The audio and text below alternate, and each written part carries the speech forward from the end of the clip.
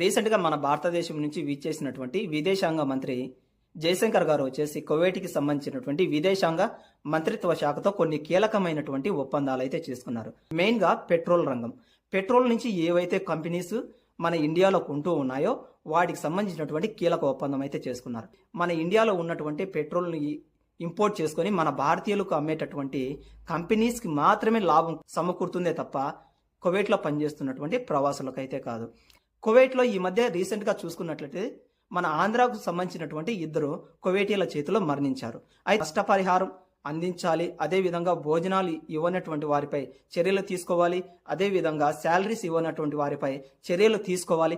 ఇటువంటి మాటలు ఎక్కడా కూడా ఈ డిస్కషన్లో తీసుకొని రాలేదు. మరి ఇక్కడ పనిచేస్తున్నటువంటి 10 లక్షల మంది కార్మికుల గురించి ఏమాత్రం పట్టించుకోకుండా కువైట్ నుంచి డబ్బులు పంపిస్తూ ఉంటే అక్కడ మన విదేశాంగ మంత్రి గారు వచ్చేసి చికెన్ మటన్ తినేసి వెళ్ళిపోతే ఎలా?